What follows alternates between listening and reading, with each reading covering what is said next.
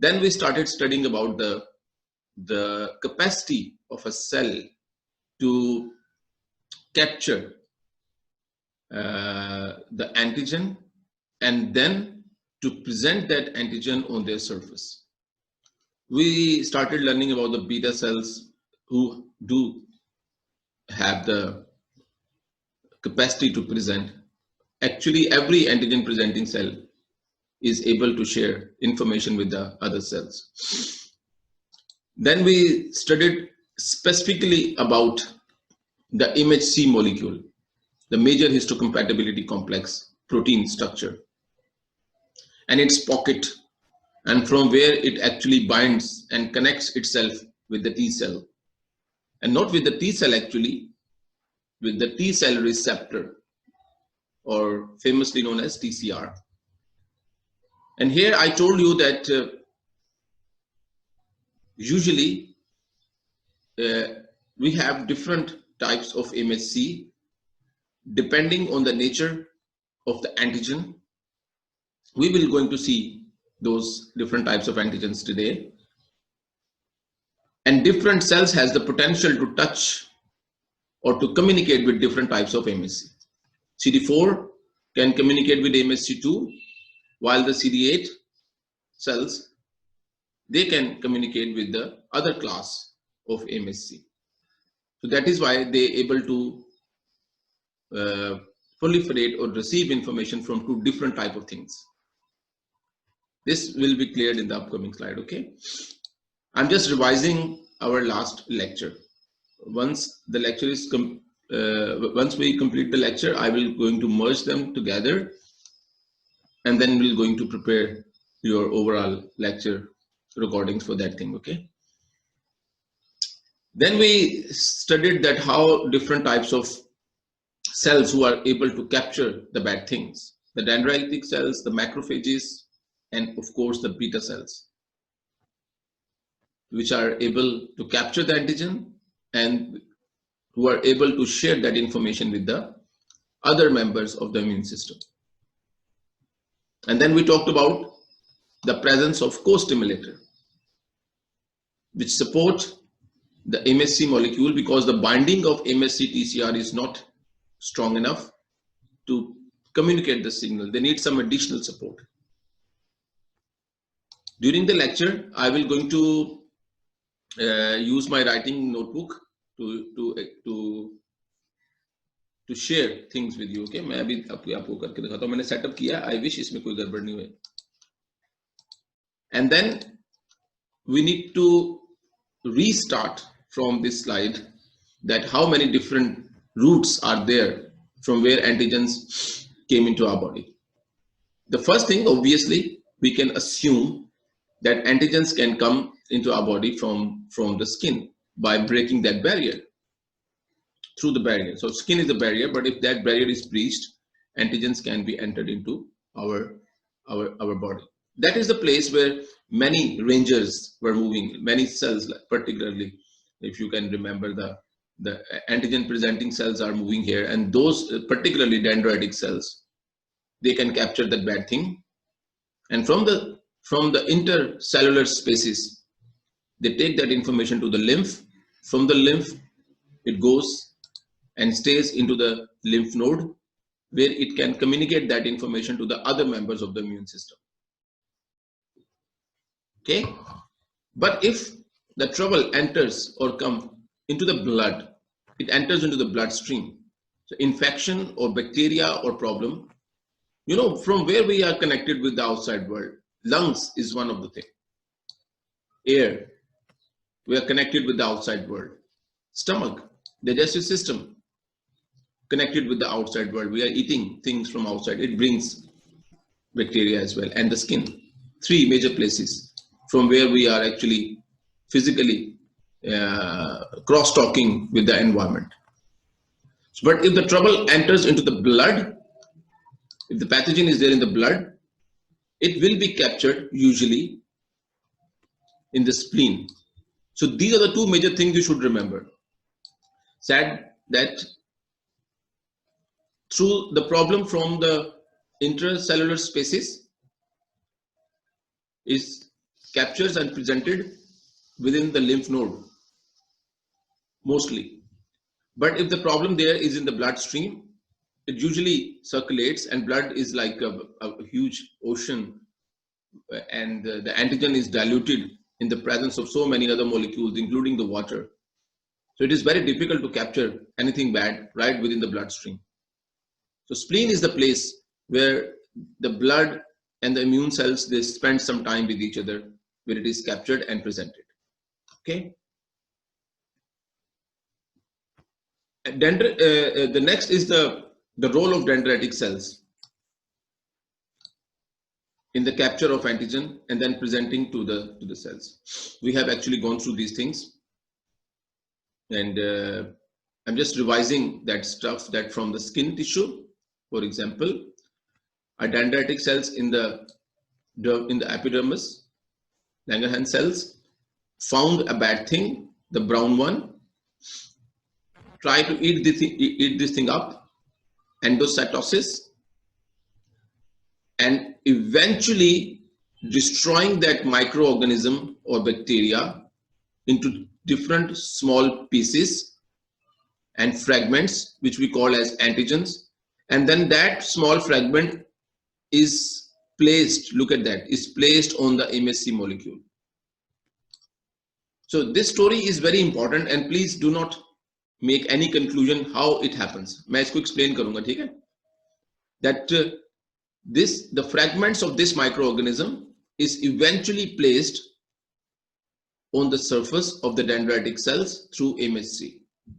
And then I told you the MSC is not good enough. It needs a supporting molecule or a co-stimulator. Can you see? A co-stimulator here.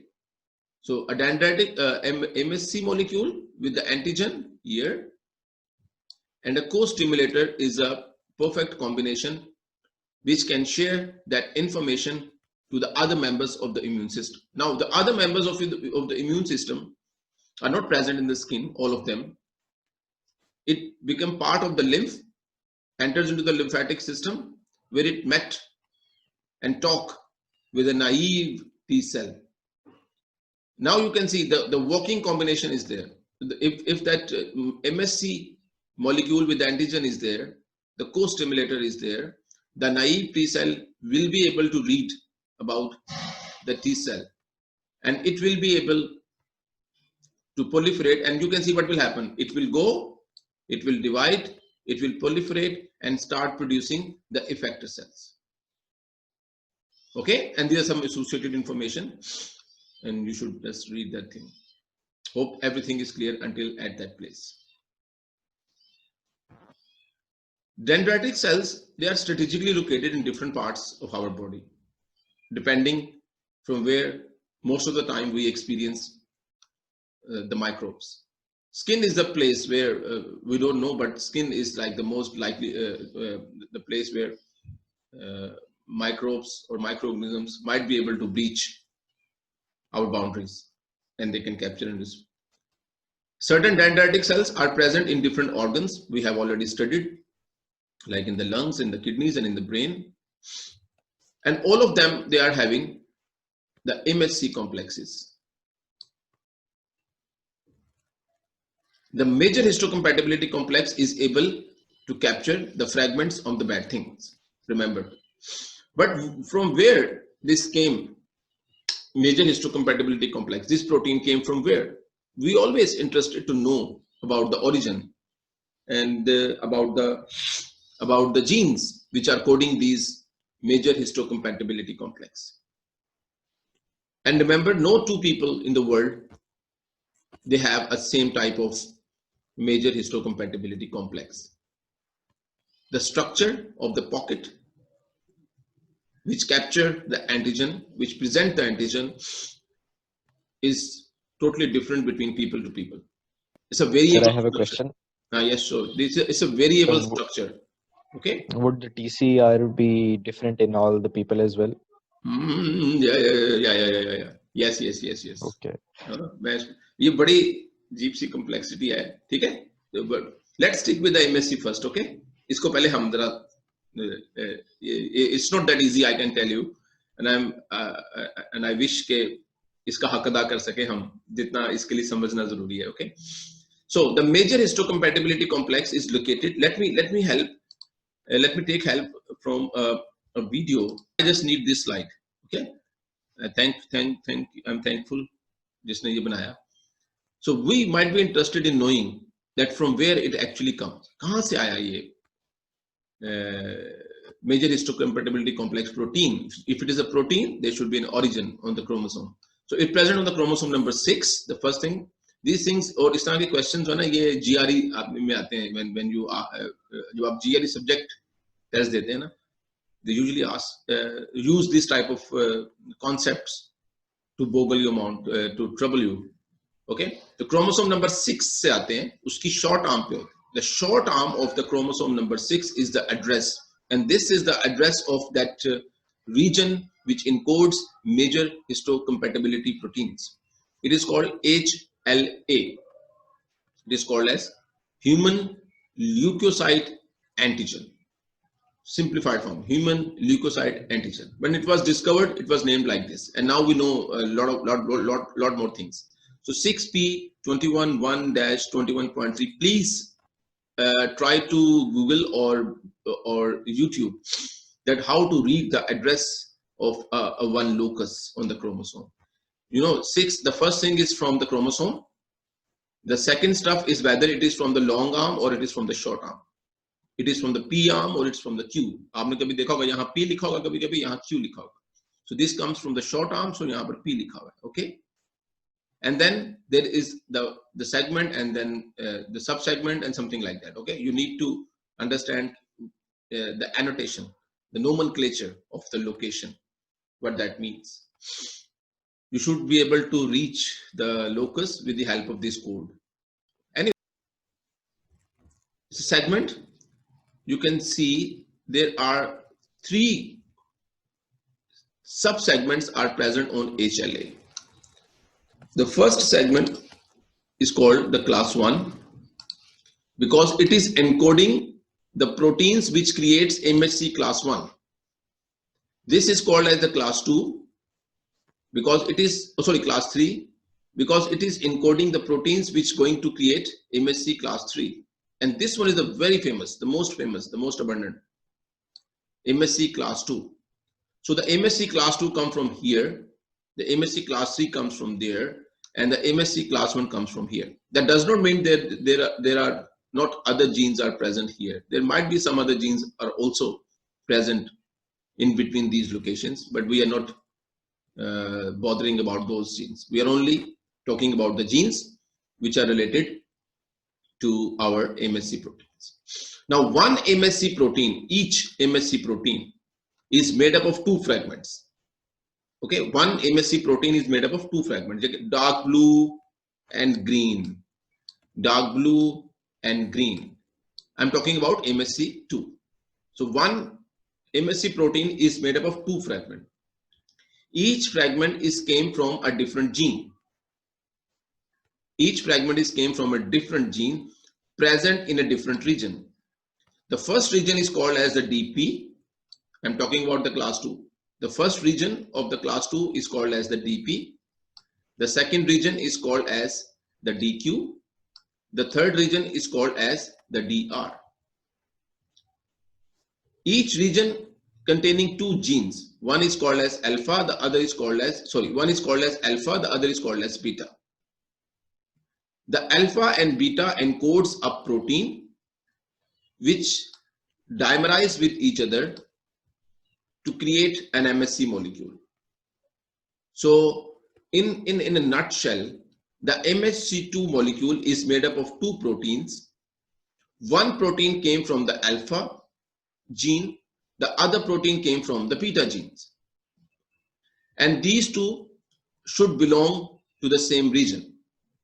ऐसा नहीं हो सकता that alpha gene from here and beta genes from there. Okay, ऐसा नहीं होगा. So each alpha gene here will going to produce a protein that will going to bind with the beta gene protein and then going to assemble in the form of an MSC. And this thing is usually the cell membrane. Can you see? ये एक traditional तरीका है textbook में दिखाने का. This is called cell membrane. cell membrane receptor protein. So that is how it is present. So the DQ region, another region, have a similar sort of two genes producing two proteins which will dimerize to create another type of MSC. Similarly, DR is another region of the class 2 which is producing two proteins, one from alpha and one from beta, and that will going to dimerize to produce the MSC2. The head of that structure is able to capture the antigen, is able to capture the proteins, or more accurately, the peptides. In case of class 1 MHC, similarly, there are three genes present in the class 1, gene A, C, and B. Please do not worry about their order, okay? They're not in order, but there are three things present here. The one is the A, the other is B, and the third is the C. An additional fragment which is different from the MHC2 is the presence of the beta-2 microglobulin.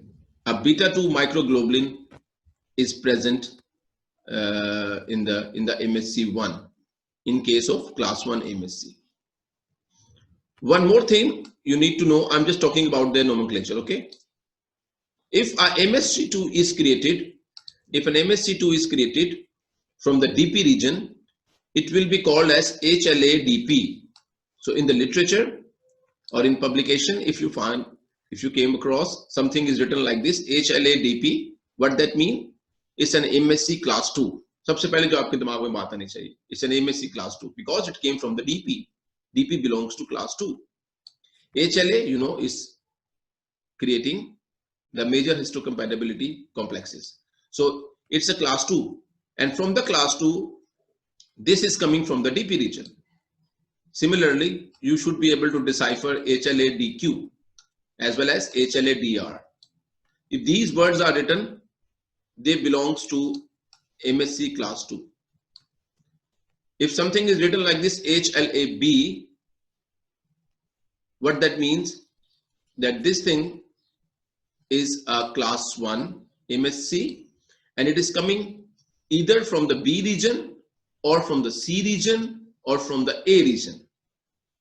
So A, C, and B independently produce three different types of MSC class 1 molecules.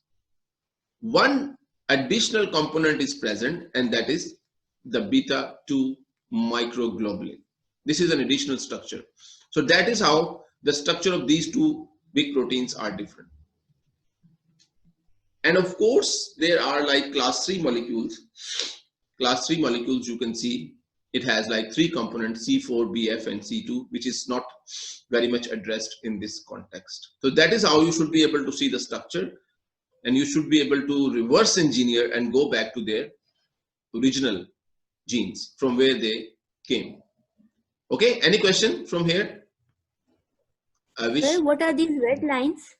कौन सी वाली? ये वाली? The small lines between the peptides.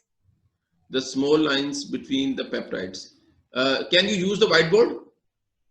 Can you draw it for me, or I should allow you? I'm not sure. You can annotate. So like these between these grooves, yes, between this red line you draw. I mean, my mouse is here. Am I right? We're talking about this. Yes, sir. Okay, thank you. Somebody draw it. Thank you very much, Shabash. So the red line which is present within the structure.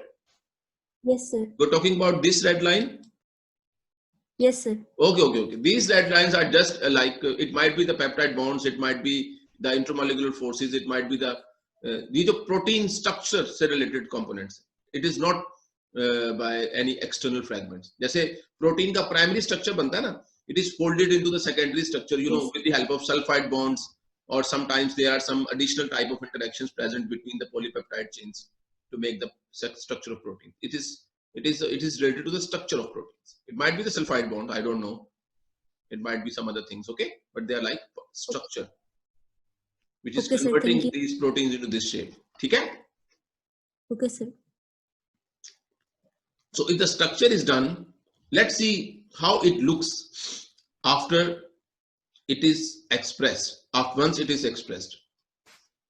The Msc1 structure, the Msc1 structure is like a closed-ended structure, something like that, usually flat, a very little type of, it's exactly not like this, of course, it's just a model to understand the thing. So this is a sort of like a cleft or a surface which is capable of capturing, 8 to 9 amino acid fragment of a certain protein. Just 8 to 9 fragments of a certain protein. Of course, antigen and MSC1. So MSC1 is able to capture a very small fragment of the protein. And you can see this blue thing. This blue thing might be A. This blue, sorry, not the blue. मैं colorblind हो गया हूँ, sorry. This yellow thing, this yellow stuff might be A. This yellow stuff might be B, or this yellow stuff might be the C. Okay, so this thing either HLA-A or HLA-C or HLA-B. The other fragment, is constant. It's the beta-2 microglobulin. So that is how the structure of the MSC1 is there. So agar kahin likha ho कि this is an HLA-A, so what that means is a MSC1 and the fragment belongs to the A, MSC1. And then the second thing is constant. In case of MSC2, the MSC2 is made up of two proteins, two fragments coming. One is from the alpha and the other is from the beta, the blue and the green stuff. And it is able to capture comparatively or almost twice 18 to 20 amino acid antigens of, they are able to capture a bigger size of antigens. And the complicated stuff, up to 6 different class 1 molecules can be displayed simultaneously on each cell. 6 different class. Or I wish we should be able to understand this thing. There are 3 genetic loci of HLA, B and C. We know that. This one.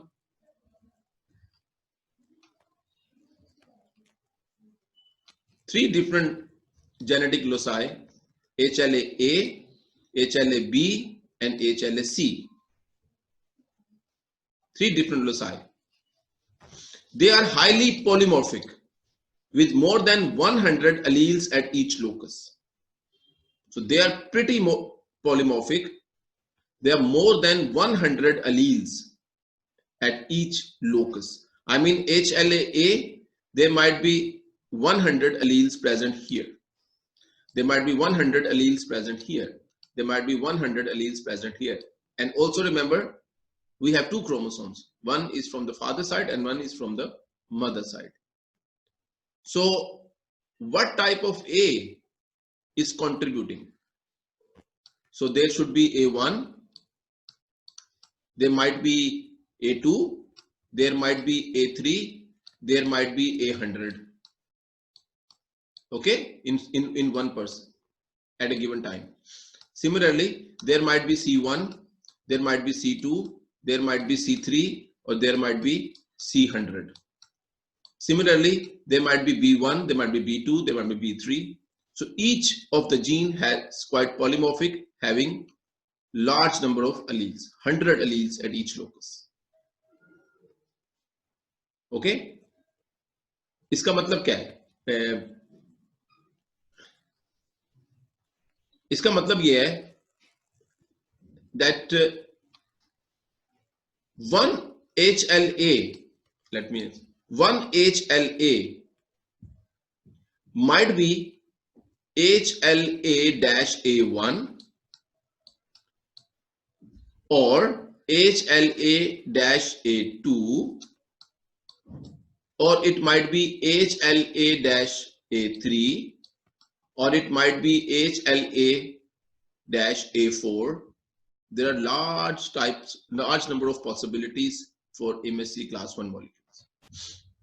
In the same way, for the C and for the B, you have large number of variable options of having MSc1 molecules. Since we are different, so we are having these alleles present in different ways. That is why we are able to produce the MHC molecules, their structure differently. Different alleles mean they will going to create a different pocket size, a different orientation, a different shape of that pocket, means they have a different ability to capture, maybe to capture the same strength, same length of amino acids. This little variation in the structure of the A, B and C in the class 1 will create little differences in the shape of this pocket, and that is why they're able to capture different things. The same thing is present in case of the MHC2. I mean MHC2. The same thing is. This is the same structure present. I'm showing it in a different way. Can you recall the DP region? Can you see the DQ region? I'm highlighting the ones which we are interested in. How about this DR region? We are not interested here and other. They are important ones, but we are not talking about these things at this time. The DP region will going to have two genes. The one is the alpha gene, the other one is the beta gene, and this alpha and beta will going to create an MHC2. From here we will have an alpha, we will have a beta, and this alpha and this beta will going to produce another type of MHC2. Now let me take you to the complexity of this one. This region, every individual which has HLA fragment on our chromosome, they have variation or different alleles in each of these gene fragments, like I explained in A, C and B. If we understand the concept of alleles perfectly, we should be able to answer this thing. This is a haplotype code of an individual. Let's suppose for a person, this is a haplotype of a person. Let's see if we are able to decipher this thing or not. ये किसी individual का haplotype है, उसका अलील description है कि उसके पास HLA किस तरह से मौजूद है. So look, HLA is constant, okay. That person is carrying A2. What that mean? When I said that person is carrying A2, that means from the MHC1 region, here the person is using the allele number 2. He is having an allele number 2. When it is written the B5, what this means? From the B region, it is using the allele number 5. So allele number 2 from the A, allele number 5 from the B, and then it is written DR3. So what that mean? DR3, it belongs to the MHC2. It belongs to the MHC2. MHC2 is here. And from the DR region, it is using the third allele, and so on. Now imagine how many possibilities are there. Using allele number 1 from here, 3 from here, 4 from here, 5 from there, 6 from there, you will have a large variation of haplotype or phenotype from this HLA genetic locus. That will going to create a library of different types of MHC molecules, which are able, and those will be able to capture different types of antigens. And this is the answer of that famous question, that how that many different types of antigens can be captured, can be sensed by our immune system. So all that ability to create variable pockets is there in that one particular in those alleles, the choice of those alleles. and the complexity will be doubled if you imagine that you are having two chromosomes, one from the mother side, one from the father side. They are also having their own alleles. So taken together, the possibility of creating an MSC is like enormous, which allows us to almost create all possible combinations to capture any size or any shape of antigen. And even then, if we miss, अगर आप अभी miss कर जाए, so you should feel yourself unlucky. Hope this will explain that thing. अगर आप लोगों को ये समझ में आ गया, I will be very happy